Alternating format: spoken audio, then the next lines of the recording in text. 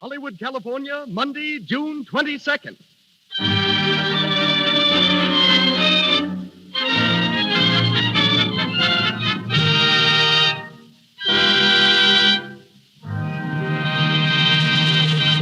The Lux Radio Theatre presents Merle Oberon and Herbert Marshall in The Dark Angel.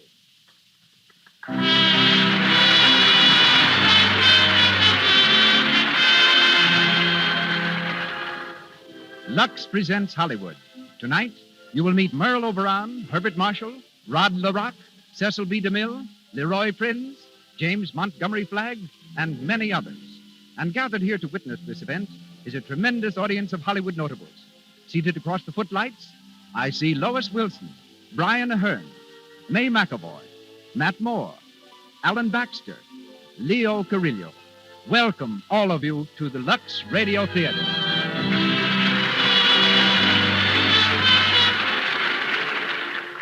This entertainment is brought to you by the makers of Lux Toilet Soap, the beauty care used by 9 out of 10 Hollywood stars. The pure white soap that can mean a lovelier complexion for you. As producer of the Lux Radio Theatre, we present one of the world's foremost motion picture producers, a man so closely identified with Hollywood that the history of the motion picture industry might well be the story of his own life. Ladies and gentlemen, Mr. Cecil B. DeMille.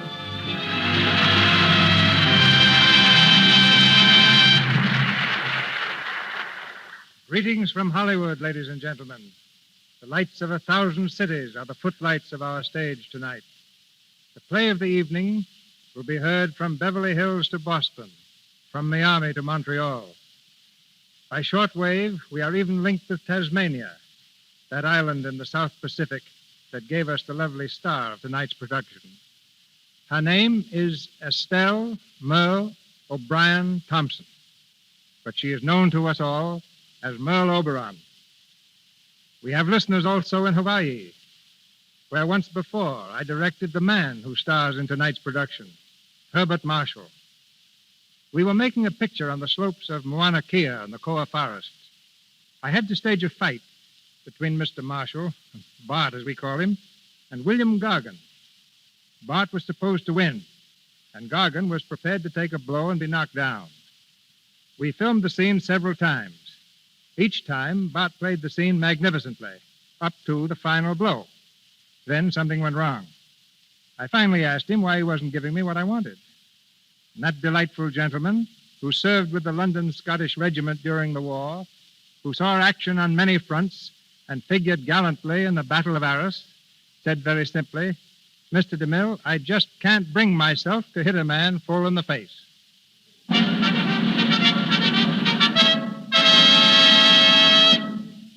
And now it is curtain time. The Lux Radio Theatre brings you The Dark Angel with Merle Oberon and Herbert Marshall.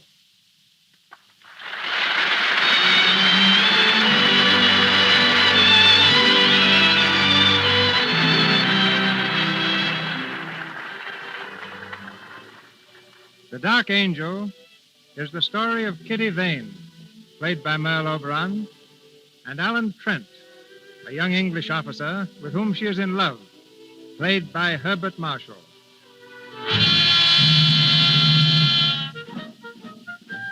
August 1915, the first year of the World War, and all Europe is trembling under the impact of the loud guns. Excitement is the keynote of the day. And in a little cottage in the country, Kitty Vane, a charming young English girl, is hurrying off to meet 2 old friends who are coming home on leave. We hear her running down the stairs. Good morning, Granny. Good morning, darling. You're early. A little. Going to have breakfast? I don't think so, Granny. I'll have something at the Shannons with Alan and Gerald. Very well, dear. You're excited, aren't you? Terribly. It's a big day. The biggest ever, Granny. Alan Trent and Gerald Shannon. It seems like yesterday they were just babies. And here they are coming back to us after a whole year of war. Yes. You know, Granny, at first seeing them as soldiers was fun, and I suppose I never really thought they'd be going away. But when they did... Oh, Granny, I'm so glad they're coming home again. I'm afraid it won't be for very long. No, I suppose not. But even a few days are better than nothing. And Alan promised me they'd stay just as long as they possibly could. In these days, we have to make the best of everything. It's been a long year for you, hasn't it, darling? It wouldn't have been so bad if... Oh, Granny, if only I knew. If I were only sure. Of Alan? Yes. Aren't you sure? How can I be? When one loves so hard and for so long, one can never really be sure. And it used to be so easy, Granny. When we were children, I'd just ask him to marry me. But now, it's growing up, Granny. That's what it is. Things aren't so simple anymore. I can't just say, Alan, please marry me, quick. Why not? That's the best way to do it. Saves a lot of time. I bet that's just what you would do. Of course. Kitty, come here. I want to talk to you. Yes, Granny. Kitty, you may not be sure of Alan. I don't know how he feels about you, but I do know how Gerald feels about you. Gerald? He's in love with you, Kitty. Granny. Yes, my dear. I've seen it, and I know it. But it's silly. You shouldn't say things like that, Granny. I'm an old woman, my dear. I can say what I please. But Gerald... I've never thought about Gerald except as Alan's cousin. Why, I've known Gerald ever since we were babies. And Alan, too, my dear. Yes, but, well, that's different. Somehow. I can't explain it, but it is different. Is it? Of course it is. Heavens, look at the time. I must fly. I've got to meet Mrs. Shannon at the station. Goodbye, Granny, dear. Goodbye, child. Don't drive too fast. I won't. And give my love to Alan and Gerald. I will, Granny. Goodbye. Bye.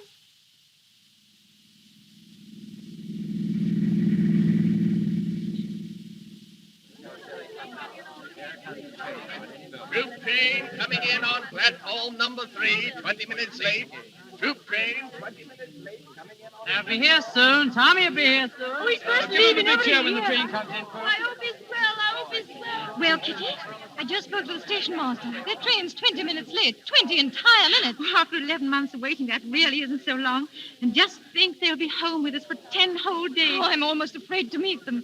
Do you think they'll be the same, look the same? Oh, I think we'll recognize them. Oh, look, the train is coming. Oh, why doesn't it stop? Aunt Sheila, what if it doesn't stop here? Silly child, it's stopping now. Where are they? Should we stand here, or do you think Oh, they'll find us, Kitty. Be patient, Oh, darling. look, there they are. Alan, Gerald, Alan.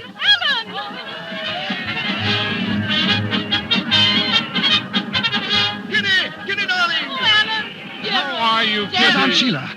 Oh, my boy. Oh, Mother, Hello, Aunt darling. Sheila. So good to see you, Alan. You're really, really back. Yes, really back. Oh, look at Kitty Gerald. She's getting prettier every day. Yes, Kitty, standing right before us. I think Aunt Sheila's getting prettier, Oh, too. stop, Alan. Come along, we've got the car. It's this way. Hope you got something to eat, Aunt Sheila. I'm as hungry as a bear. Luncheon's waiting for you. Good. For dessert, we can have dinner and top that off with a bit of supper. Wonderful idea, Alice. Are you two going to spend the whole 10 days eating? We decided that months ago. Eating, sleeping, bathing. Eating, sleeping, bathing. I said, Gerald, maybe we can think of some way to eat while we're sleeping. You know, we haven't given this thing enough thought. Oh, very dull, aren't they? Oh, very dull indeed.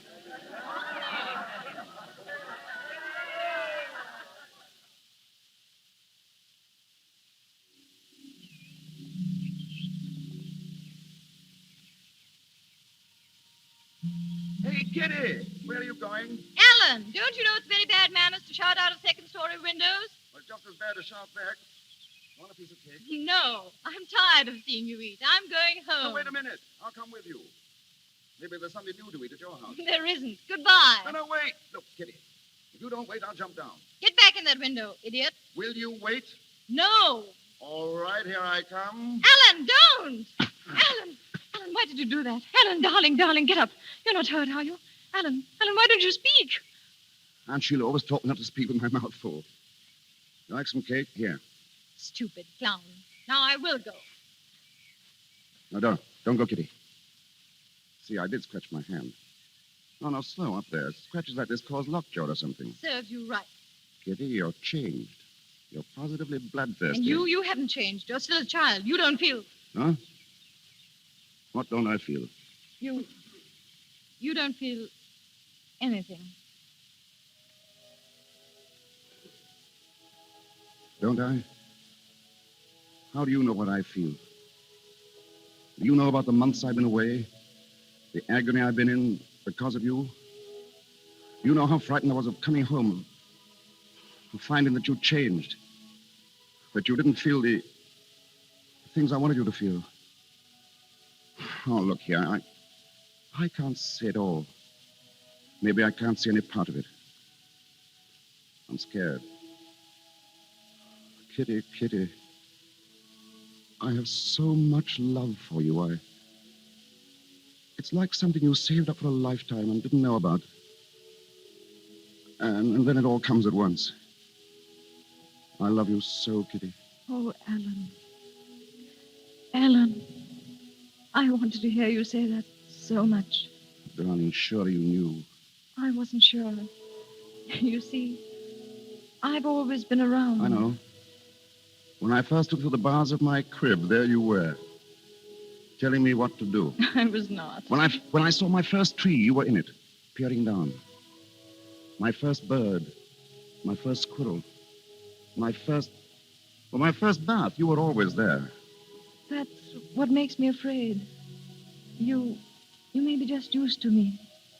You may meet some other girl. No, shh, you sweet idiot. Don't ever say that. There'll be no one else ever. If you ever weren't there, I'd stop living. I'd stop breathing. I'd stop wanting to breathe. Alan. Don't ever go away, Kitty. Never, Alan. Oh, my darling. Come on. We'll tell Aunt Sheila. And Gerald, too. No, wait, what are we going to tell them? But we're going to be married. But when? Day after tomorrow? No, tomorrow.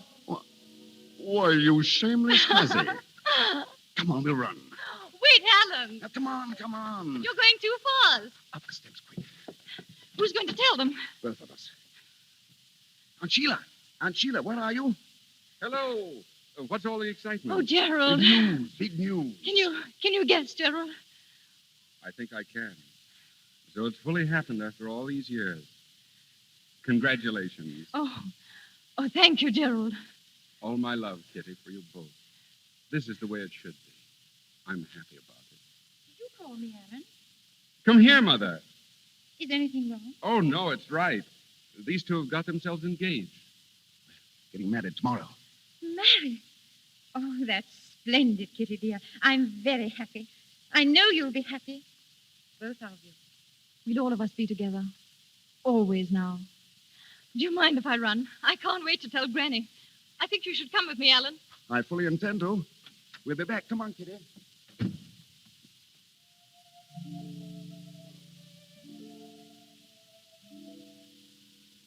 Gerald, you love her too, don't you? Yes, Mother. Oh, darling. It's all right, Mother. This is the way it should be. Gerald, I almost forgot. This message came for you a while ago from the War Office. I do hope... War Office. Let me see it, dear. What is it, Gerald? Gerald! We've got to go back. We're leaving England tomorrow morning. Oh, Gerald, no. Must be a big drive on. All leaves are canceled. Oh, those poor children. They were to be married tomorrow. Yes. I'll have to tell them.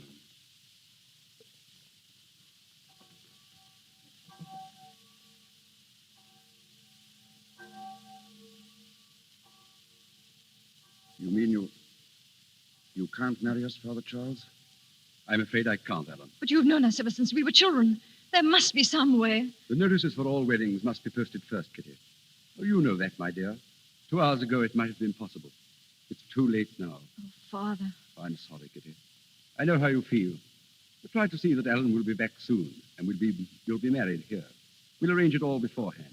It won't be long. Who knows how long it'll be? Oh, my boy. I'm sorry, Father. Thank you, anyhow. You've been very patient with us.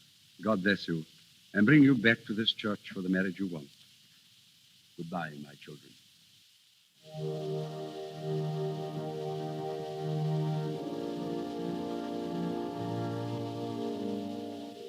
No, Kitty.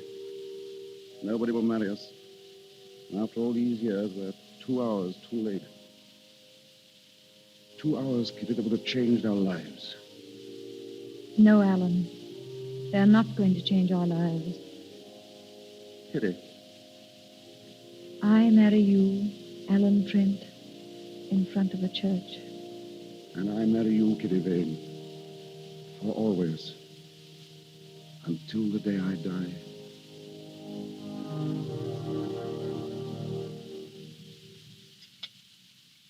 Kitty, you're not eating. I can't. You shouldn't have come down here, darling. We should have said goodbye at the church. I wanted to be with you, Alan. Right to the last. Is there anything I can do for you, sir? No, thank you. Well, I hope the dinner was good. Quite good. That's right. I always like to see a soldier eat before he's off. I suppose you're one of them as is leaving on the boat tonight, sir. Yes. Well, over the top with the best of luck, say I. What's that? Oh, the guns. You can hear them when the wind's this way. I always tell my husband that those guns make it like living right in the war, so to speak. I always say... Yes, I know. Yes, of course. I wonder, would you mind bringing some more coffee? Coffee? Not at all, sir. Fetch it right away, I will. Kitty, darling. Oh, Alan, those guns. They frighten me, Alan. And the men we pass coming down. Thousands and thousands and thousands of them. And in a little while you'll be gone. Gone with the rest of them. Dearest, no, listen to me. They're going. I'm going. There's nothing to be done about that. There isn't much time left. And we must face the truth. And the truth is that in the few hours we have left, we must live a whole life together. We must play a game. And we must know it's a game. And if it's a silly game, it's the best we can do. The game is this. We must pretend that there is nothing tense and desperate about these few hours. And that the only time I'll have to leave you for the rest of our lives is to buy us both a loaf of bread and a bottle of milk. No, Alan. Do you think you could pretend that, darling? I'll try. What time do you really have to leave, Alan? Very soon, dear, 5:30. But until then, remember, we are together for the rest of our lives.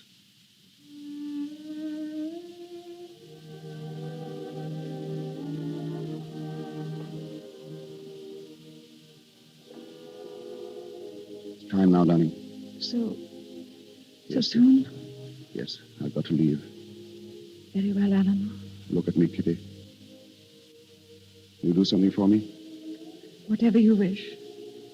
Then sit here, just where you are.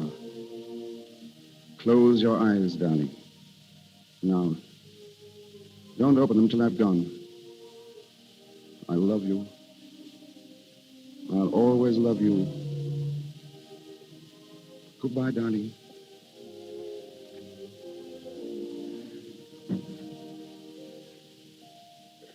Goodbye, my love. Goodbye.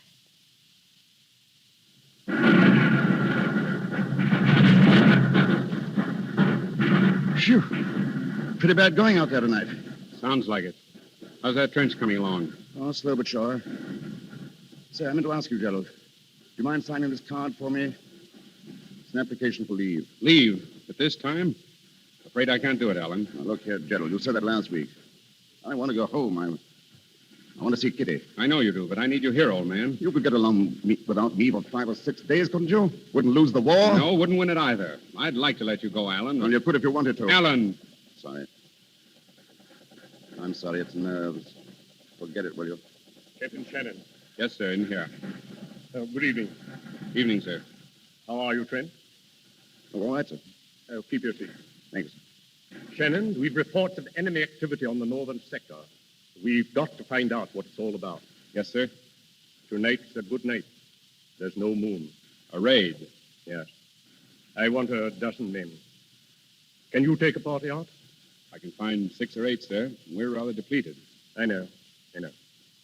How about Trent here? Trent? Well, I don't know, sir. I'll need him for some other... I want volunteers only. I'll go, sir. Glad to. That's the spirit, Trent.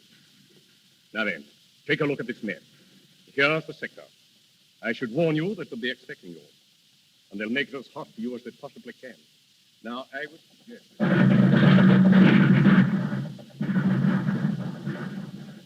Ready, Alan? Ready. How much time? 30 seconds. Sorry I got you into this, old man. That's all right. Look out!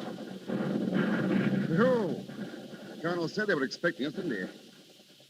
Oh, I it won't take long. Over and back in 3 minutes if all goes well. What is it now? 10 seconds. Good luck, Alan. Good luck, Gerald. All set? Anytime you are.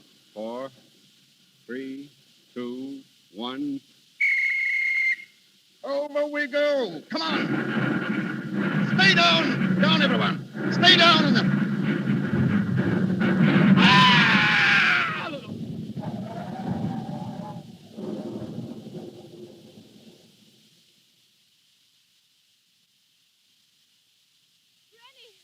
Are you asleep, Granny? Kitty, what's the matter? Granny, did you hear something? Only the wind, darling. Why? I thought I heard a scream. A long scream. Oh, Granny. You've been dreaming, child. Yes. Yes. I thought I saw Alan. Alan with a black cloud hanging low over him. Like a dark angel come down to... Oh, There. Go back to bed, my darling. You'll be all right in the morning.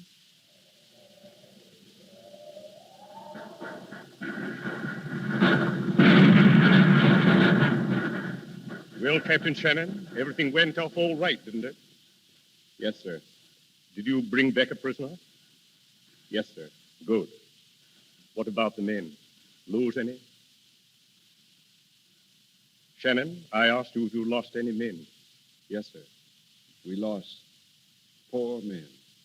4? One of them was Alan Trent.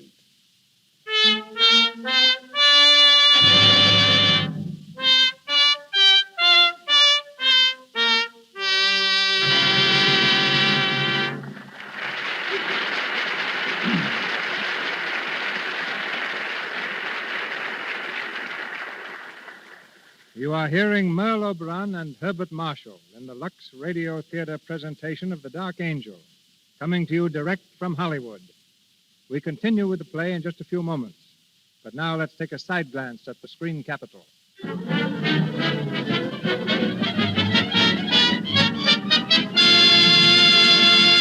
It's lunchtime in the Brown Derby, and as usual, this famous restaurant is being patronized by lots and lots of stars, and lots of visitors hoping to see them.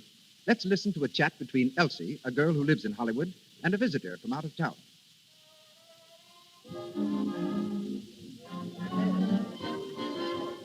Oh, look, Elsie. That must be... Oh, it is Norma Shearer. Do you see her here often? Oh, yes. Lovely, isn't she? Oh, she's a real beauty. Lovelier than I thought she'd be, even. Boy, but she knows how to dress. And what skin. Nice skin is something a movie star just has to have, Alice. Oh, there's Joan Blondell over there, the girl in brown. Oh, yes.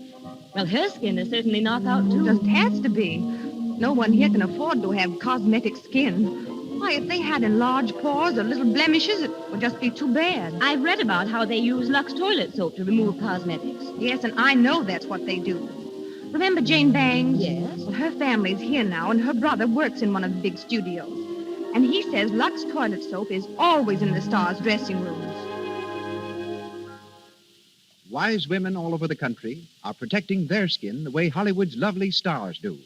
Before they put on fresh makeup during the day, always before they go to bed at night, they use Lux toilet soap. This simple, regular care protects the skin, keeps it clear, smooth, good to look at. And once again, Cecil B. DeMille.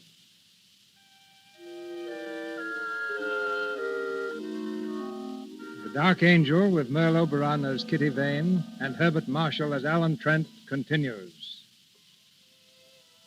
Many months have passed since the night Alan disappeared into the darkness of the battlefield. Gerald, on leave again, has gone directly to Kitty. We find them sitting under a tree in Kitty's garden. It's wonderful to see you again, Gerald. It seems ages since you were home. It's been ages. You're looking well. Oh, I'm fit enough. What about you, Kitty? I? You look tired. Oh, no. No. I'm very well. Oh, Gerald.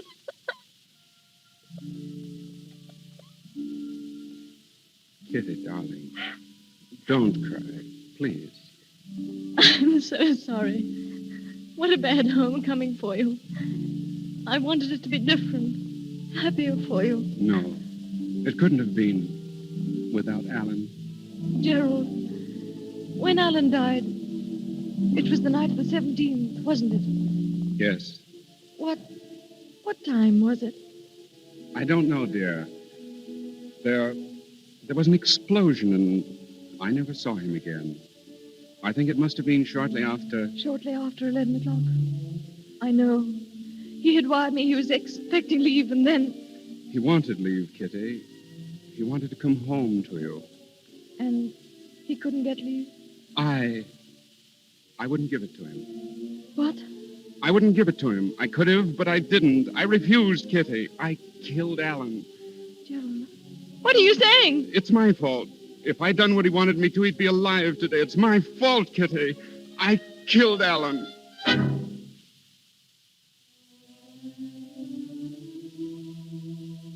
No. No, Gerald. It was because I loved him so. Because he loved me so. It was too beautiful to last, Gerald.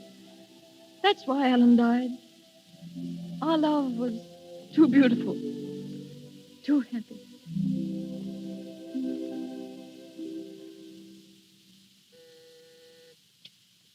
Yes, Doctor? Bring Roger Crane in, please. Yes, sir. Roger Crane? Yes, Dr. Barton would like to see you. of course. Give me your hand. I'll lead you in. Thank you. There you are. Roger Crane, Dr. Barton. Come in, Crane. Thanks. This way, Crane.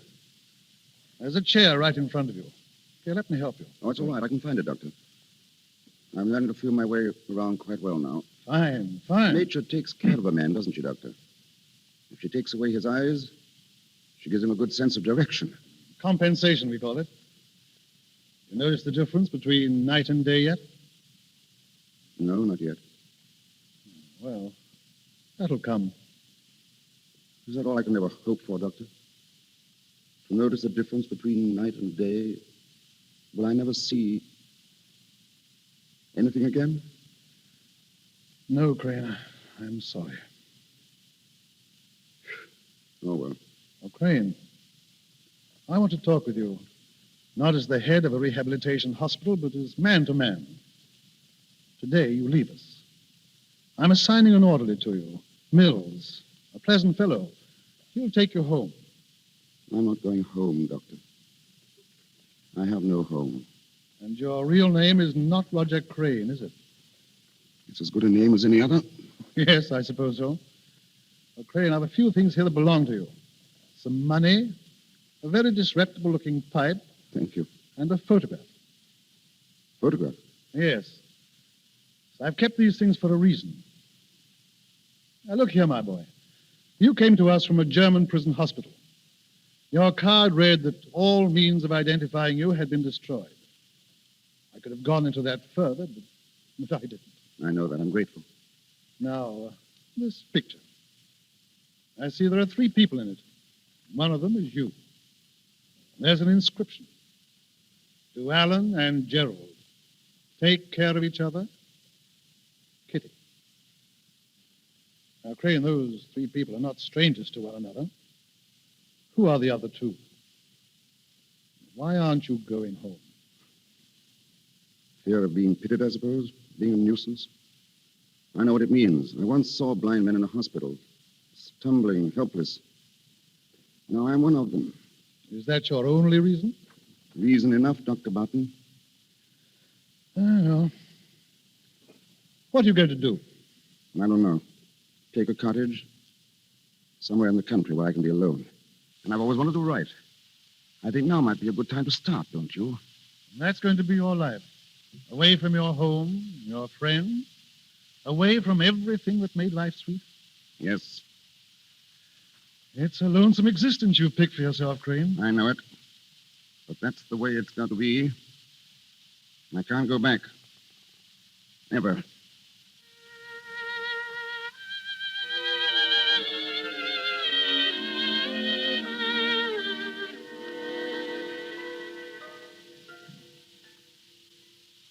That's interesting.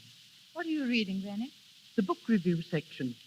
There's an article here about a young fellow who writes children's stories. They say he's blind. Blind. He has to dictate all his books. Poor fellow. I dare say he's happy, though. Courage, that's what does it. Courage, Kitty. Yes. It's too bad we're not all like him. We could be, if we tried. I've tried, Granny. Yes, my child, but not hard enough. You are living in the shadow of a death, Kitty. A deep, dark shadow. You must come out into the sun again. Oh, Granny, what's the use? I'll never forget Alan. Never. I don't ask you to forget, Kitty. I ask you to remember. But make your memories pleasant. Happy memories, not sad ones. I'll try, Granny. Miss Kitty? Yes, Martha? Mr. Gerald's at the door, Miss Kitty. He asked if he might see you. Well, dear? Ask him to wait, Martha. I'll be right there. Yes, Miss Kitty. I'm glad you're going to see him. He's been very unhappy about you lately. Has he? He's still in love with you, darling. Excuse me, Granny. Of course, dear. Run along.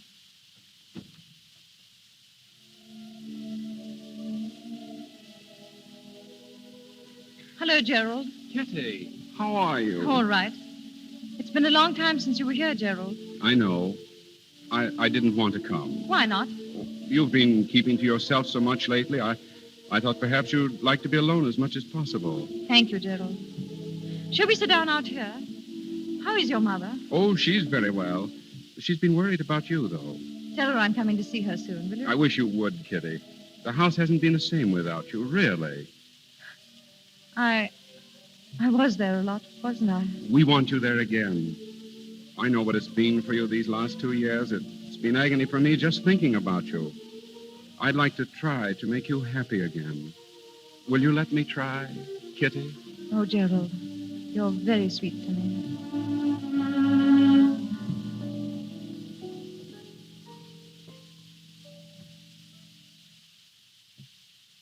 Mills, Yes, Mr. Crane? read that last paragraph back to me, will you? Certainly, sir. The boys, tired of fishing, were splashing about in the sea, having left Jennifer on board to watch the lines. They'd swum a little distance away from the side when a puff of wind stirred the sails. The boat gave a quiver, and Jennifer jumped to her feet. Suddenly she realized to her horror that the boat was a-moving. In terror, she ran to the side and shouted, "Peter, Peter, we're drifting out to sea." Mm-hmm. That's pretty exciting, sir. Excuse me asking, sir, but what's going to happen to her? I'm not sure yet. We'll call that the end of chapter 6, Mills. Very good, sir. End of chapter That'll be all for 6. this afternoon. By the way, Mills, any word from Dr. Barton? Oh, yes, he's coming down the 8 o'clock train, sir. Oh, well. Have some hot tea ready, Mills, and a good fire if you can stir one up. Yes, I'll have a fine fire, sir. There'll be great guns by the time he gets here.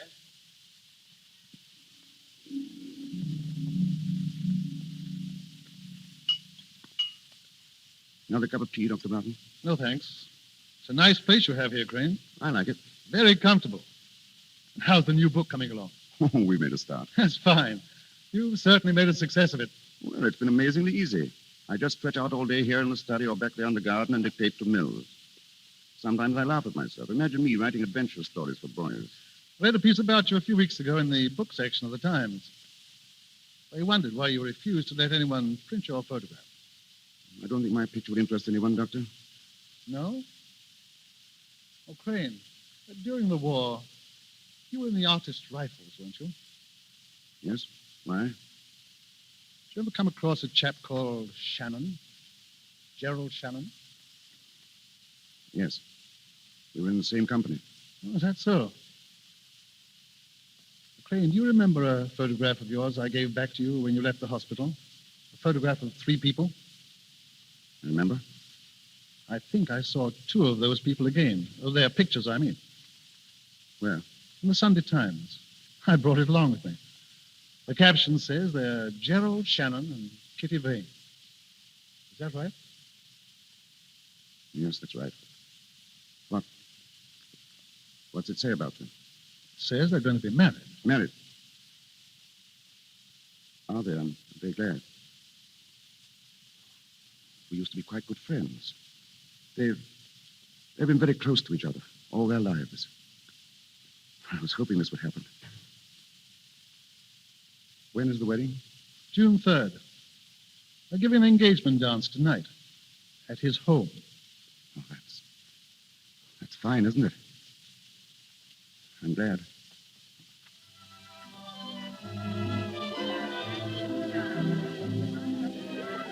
Kitty? Kitty, where are you? Here, Gerald. Darling, what are you doing out here all by yourself? Just thinking. Happy, darling? Don't you know I am? What were you thinking about? Oh, everything. You and me, our marriage, And Alan? Gerald. It's all right, darling. I understand. I couldn't help but think of him tonight. But they weren't sad thoughts, Gerald. I was just thinking that if Alan could see us, if in some way he knew that I was going to marry you, I think he'd be happy too. My darling.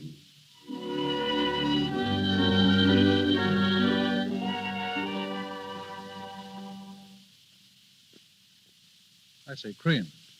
Crane. What? Oh, yes, Doctor? You've been sitting there for over an hour without saying a word. Anything wrong on that? No, nothing's wrong. Wasn't that talk about the picture, was it? I thought so. I'm sorry.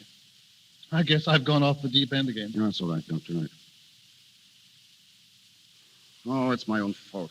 It's been my own fault right from the beginning. I ought to put 1,000 miles between her and me, but I didn't. I stayed here where I might be near her, hear a word of her. I had it coming to me, and now I've got it. I've lied to myself, Doctor. I pretended that I've made a life, that I was happy. Now I've found myself out. The work of all these years thrown away. It's tough luck, old man. Sorry I let go. I ought to be darn well ashamed of myself. I think I'll take a stroll in the garden and cool off. Can I take you out? No, I can find my way. I'm used to it now. Doctor, that picture in the paper, is she just as pretty as she always was? Yes. She's very pretty. I'm glad it's a good picture. I wish I could see it.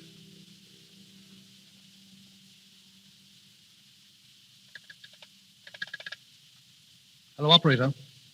I want to speak to Mr. Gerald Shannon. No, I don't know his number, but it's near Southwell. Yes, Shannon. Gerald Shannon. Yes, thank you. Gerald, where have you been? I had a telephone call from a Dr. Barton. Barton? I don't remember. Gerald, what's the matter? You look as if you'd seen a ghost. Is anything wrong? I don't know. What do you mean? Gerald, that telephone call, what was it about? Can't you tell me, Gerald? I've got to tell you. It was about Alan. Alan? Alan's alive. Alive? Gerald. Gerald, what are you saying? He can't be alive. He is. I'm going to take you to him now. Oh, Gerald. Gerald. I'm afraid.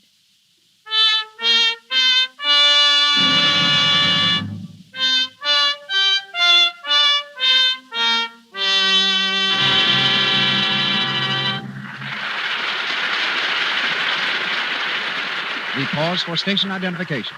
This is the Columbia Broadcasting System.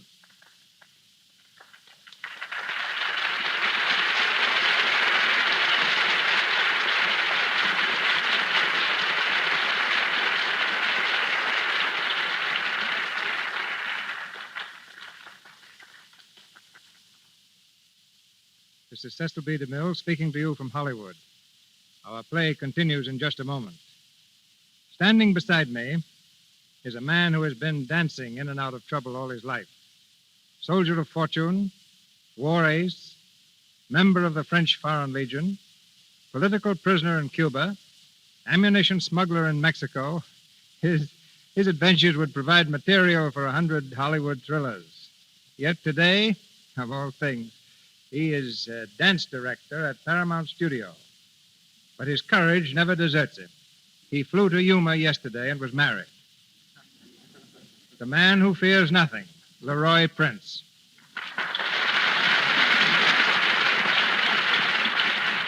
You're wrong, CB. There are two things I am scared of. One is this microphone, and the other is the mill. I don't know why. I've trusted you with some of my oddest odd jobs, including me help make fox hunting scenes. I sure remember that. Every time you got through shooting a scene of the dogs chasing a fox, you made me chase the dogs back home. I'm a dance director, not a dog catcher. And I'm telling you right now, I'm not going to chase any Indians for you in your next picture. The Plainsman. Let Gary Cooper do that. I'm doing bigger things now. Bigger than a DeMille production? You must be starting another revolution. Are you? Well, I might be. I'm picking the 100 most beautiful girls in Hollywood for Paramount's new picture, the big broadcast of 1937. Dancing into trouble again, huh? You said it. Because Hollywood's just jammed full of girls with trim figures and nice complexions. I mention nice complexions not only because this happens to be the Lux Radio Theatre, but because good complexions are really important. And, of course, Lux toilet soap is what almost all of these girls with nice complexions use. As a matter of fact, I use it myself. But I guess that's beside the point. But I can tell you why the girls use it. There are so many good dancers that if you want to get anywhere, you've got to stand out from the crowd. Nothing does that for a girl better than a really beautiful skin. And that's why more and more of these kids are using Lux toilet soap. Because the nice-looking girls are the ones that get the breaks. They use their heads as well as Lux, huh? Like your brother Eddie. Yes, and he still has a headache from it. You see, ladies and gentlemen, Mr. DeMille wanted a novelty act for his picture, Madam Satan. I knew my brother could provide it. Eddie's stunt consisted of leaping over a piano, landing gracefully on his head, and rolling up to his feet. We set the scene. Eddie ran, sailed through the air, cleared the piano, and made a perfect landing on his head, just as we guaranteed. How do you like it? I asked Mr. DeMille. It's all right, said Mr. DeMille, looking steadily at Eddie. Why doesn't he get up? He certainly used his head to get into pictures. So long, Maestro. So long, soldier.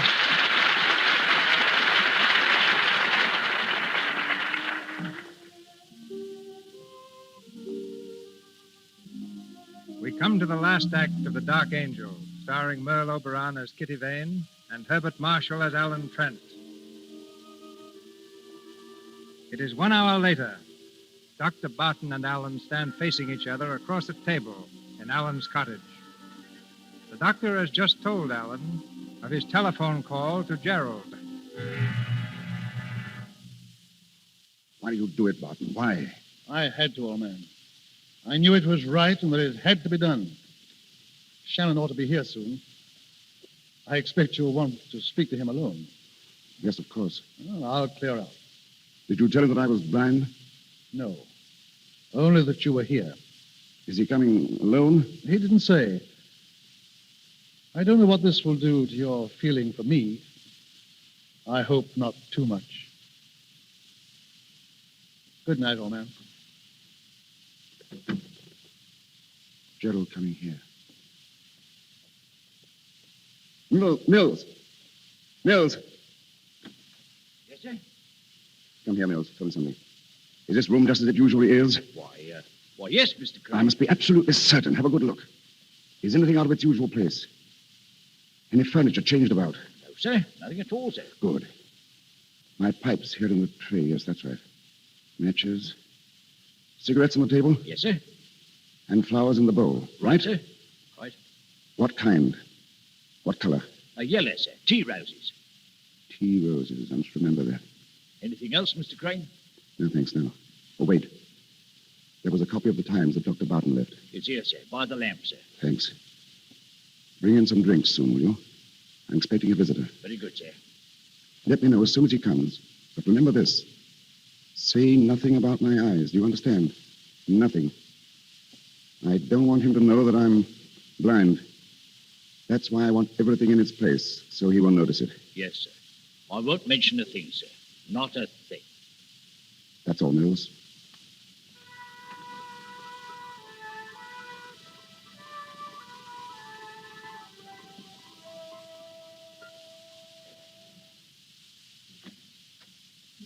How's it, Mills? They're here, sir. They? Yes, sir. Lady and a gentleman, sir. A lady. Young? Yes, small, dark, and very pretty, sir. Very pretty. Shall I show him in, sir? Yes. Very well, sir. Mr. Crane's in the sitting room, ma'am. Thank you. Alan. Kitty, how are you? Oh, Alan. Alan, old man. Gerald, it's so good to see you. And Kitty. It's really you. I always knew sometime, somewhere. That we should meet again? Yes, I think I always knew it, too. The three of us. I'm so happy to see you both. Sit down, Kitty. Gentle old man, sit down. You'll have a drink, won't you? Alan, what? The cigarette's right there on the table, Gerald. Alan, what's the matter? Why? What do you mean? You act so queerly. You treat us like strangers. Oh, Kitty. But you must have so much to tell us. Yes, Alan. Well, it's a long story. But I want to hear about you. How's Aunt Sheila? How's everything?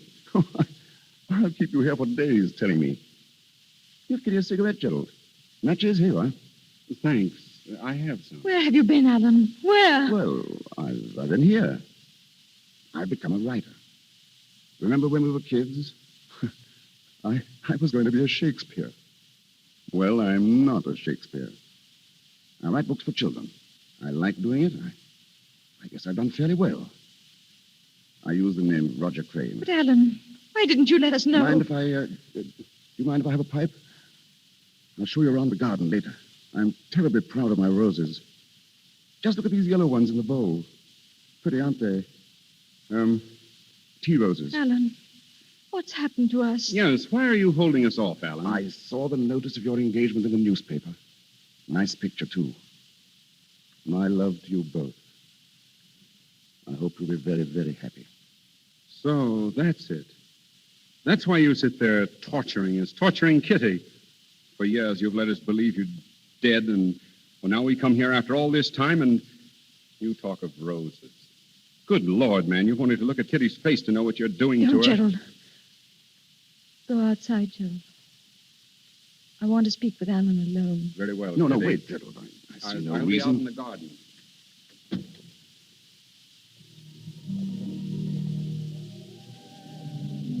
Alan, tell me now. There's very little to tell, really. You suffer, darling. Something's hurt you. Won't you tell me? Why didn't you come home, Alan? It's hard to tell you, Kitty. But I've got to. The war did something to me. I've changed. Changed? Yes, after all, the war doesn't leave you quite where it found you, does it? I spent months in a German hospital, months in a prison camp. When I came out, I wanted to be alone for a little while. To build a new life away from old friends and old memories. So I came here. I always meant to come back someday. But I like it here, and... well, I just didn't come back. You stopped loving me. Is that it, Alan? I love you, Kitty. I loved you then. But in a different way, I suppose. I didn't have the courage to tell you. I see. I understand. Forgive me. I've been tormenting you. This means we won't see each other again. It would be better if we didn't, Kitty. Very well. But before that happens, I want to tell you that I loved you then. I love you now. I love you with all my heart. I've never loved anyone else. I never will again.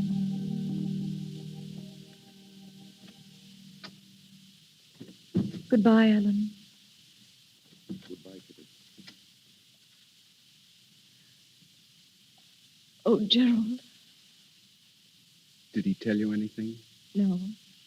Just that he's changed. Gerald, what's happened to him? What's happened to him? Don't, Kitty. Don't, please. Take me home. Take me home. No. You've got to stay here. No. Yes, dear. You see, I just spoke to the doctor. The one who called me. Well? Go back to Alan, Kitty. He needs you. You love him, don't you? Go back inside and stand in front of him. Don't tell him you're there. Don't make a sound. Just watch him. Watch him? Go now, darling. But Gerald... Go now, darling. Yes, Gerald.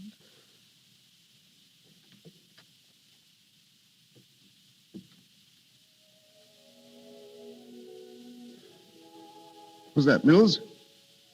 Mills, come here. I was just about to call you. I've been thinking lately of going away, leaving the country. I have reasons, unfortunately, and I'll have to let you go. I'm sorry, Mills, but... Mills, are you there? Who is it? Who's standing there? Alan. Oh, Alan, my darling. Kitty. My darling, my darling. Why didn't you tell me? Why didn't you tell me you couldn't see me? Oh, Kitty, don't. I'm here now, darling. Right here in front of you. Put your arms around me. Hold me. Hold me tight. Stop. Think what it means. It means life again. I've been dead. Oh, dearest, it was cruel of you. How could you know me so little? Kitty, will you listen to me? No, I won't. I won't. You told me once never to go away. I never shall. You may as well face it. You'll never be alone again, darling. Wherever you are, I'll be with you. Always. Always. Oh, Kitty. I never could escape from you, could I? Never. You were always popping up. Always. Thank God you popped up this time.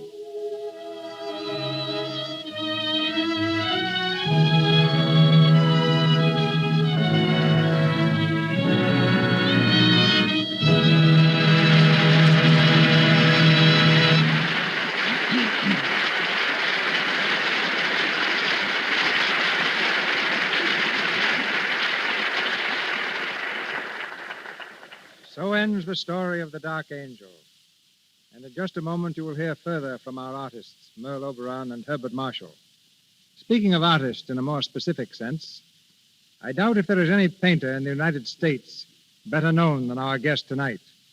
With Charles Dana Gibson and Howard Chandler Christie, he made the beauty of the American girl famous the world over. He's also a motion picture pioneer. Ladies and gentlemen, Mr. James Montgomery Flagg.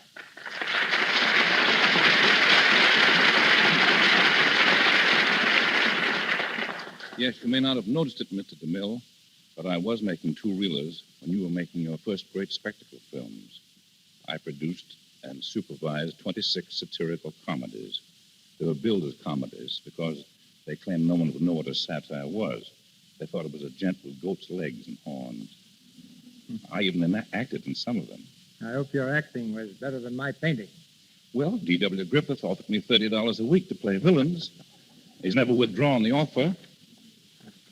I made one called Perfectly Fiendish Flanagan. To take off on my pal William S. Hart, I played Mr. Fiendish Flanagan, the scourge of the prairies.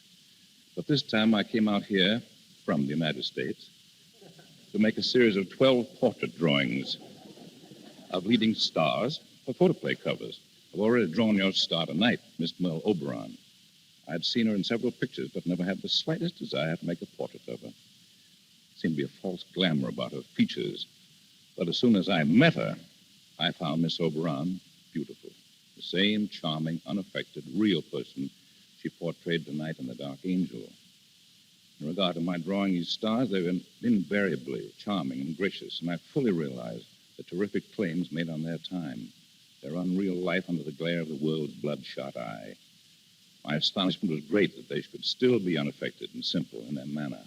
My hat, if I wore one, is off to them and to your Lux Theatre. Good night. Before Mr. DeMille comes back with Miss Oberon and Mr. Marshall, I'd like to mention the names of some of those beautiful stars Mr. Flagg came here to draw. You know them all. Ginger Rogers, Carol Lombard, Joan Crawford, Jean Arthur, Betty Davis, Claudette Colbert, Jean Harlow. It's a list of the screen's most famous beauties. We're proud to say that every one of those stars I mentioned uses Lux toilet soap. That goes for tonight's lovely star, too. Next time you see Merle Oberon on the screen, notice her flawless complexion. Remember, it's Lux toilet soap that keeps it smooth. And here's Mr. DeMille. And now we present Merle Oberon and Herbert Marshall as themselves. As Mr. Flagg has said, Miss Oberon is the same sincere, delightful person that she portrayed in The Dark Angel. And Herbert Marshall, who played the soldier, did in real life serve with distinction in the war. In fact, the very name, Herbert, means bright warrior. Merle Oberon, Herbert Marshall.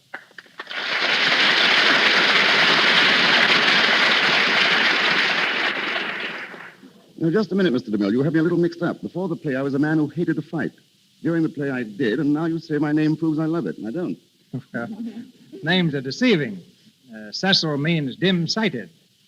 Yet out of 3,000 people at a Roman banquet, I can detect the one extra girl on the back of the set who's chewing gum. And Merle means nightingale, but I never sing in my pictures. I'm told you sing and speak in many languages. French, Spanish, Russian, even Hindustani. That's from living years in India, Mr. DeMille. It was there that I first saw the picture, The Dark Angel. It was the silent version, with Ronald Colman and Vilma Banky. And I longed to be an actress and do it myself.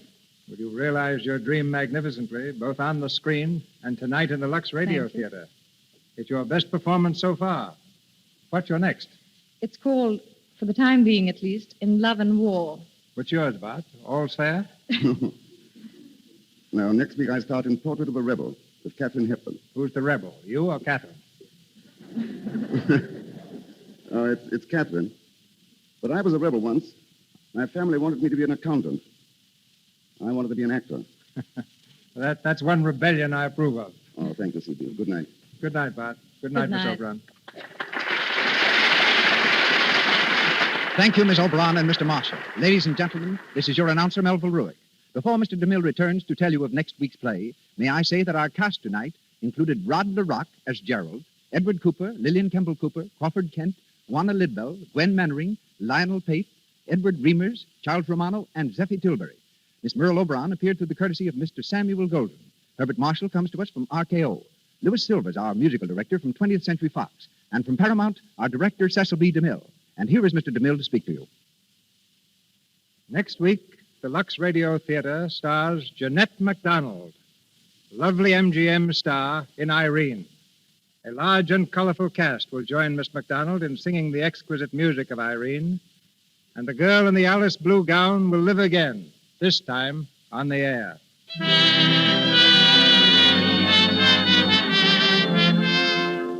On behalf of our sponsors, the makers of Lux Toilet Soap, I invite you to join us next Monday night in welcoming Jeanette MacDonald to the Lux Radio Theatre.